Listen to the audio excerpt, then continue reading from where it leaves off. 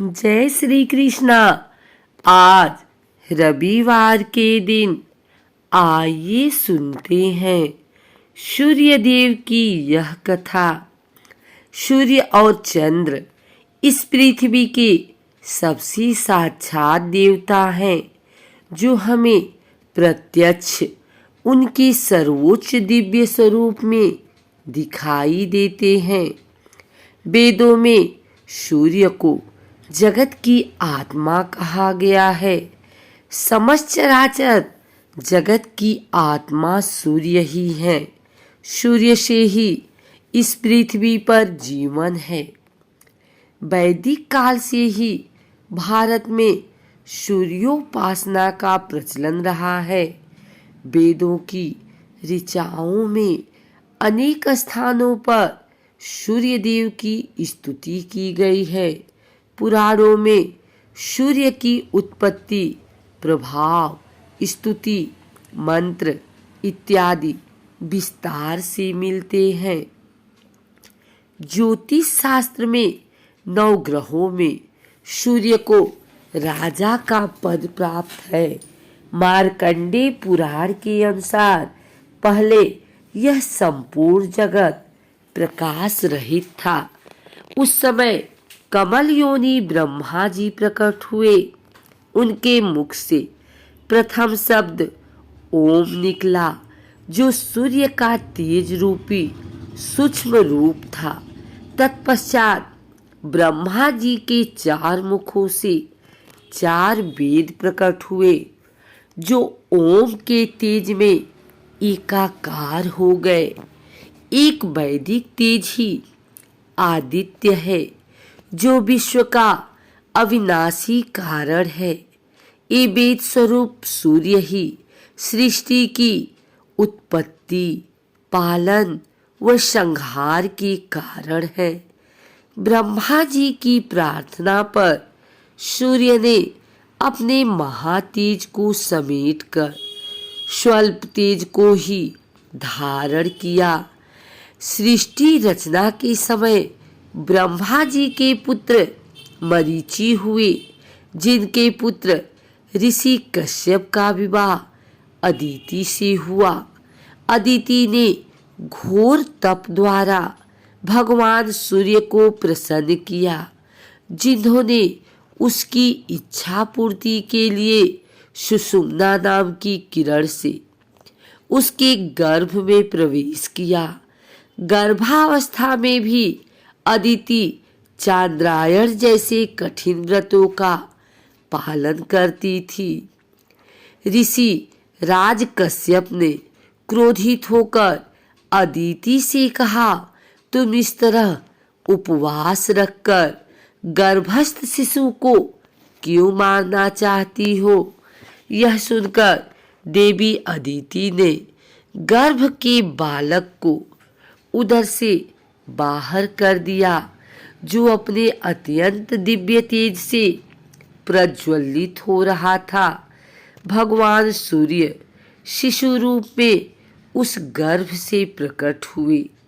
अदिति को मारीचम अंडम कहा जाने के कारण यह बालक मार्तंड नाम से प्रसिद्ध हुआ।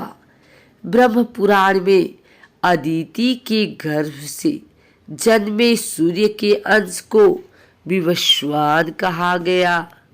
वैदिक काल में आर्य सूर्य को ही सारे जगत का कर्ता धर्ता मानते थे। सूर्य का शब्दार्थ है सर्व प्रेरक। यह सर्व प्रकाशक, सर्व प्रवर्तक होने से सर्व कल्याणकारी है। ऋग्वेद के देवताओं में सूर्य देव का महत्वपूर्ण स्थान है। यजुर्वेद ने चक्षो सूर्यो जायत कहकर सूर्य को भगवान का नेत्र माना है।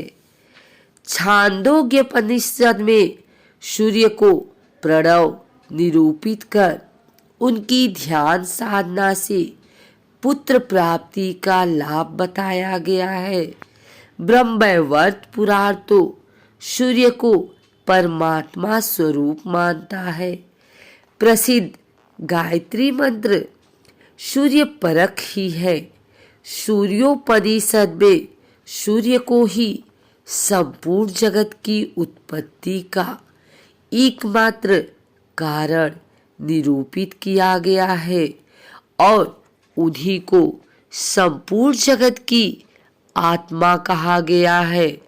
सूर्योपनिषद की श्रुति के अनुसार संपूर्ण जगत की सृष्टि तथा उसका पालन सूर्य ही करते हैं। सूर्य ही संपूर्ण जगत की अंतरात्मा है। अतः कोई आश्चर्य नहीं कि वैदिक काल से ही भारत में सूर्योपासना का प्रचलन रहा है। पहले यह सूर्योपासना मंत्रों से होती थी, बाद में मूर्ति पूजा का प्रचलन हुआ तो यत्र तत्र सूर्य मंदिरों का नए निर्माण हुआ।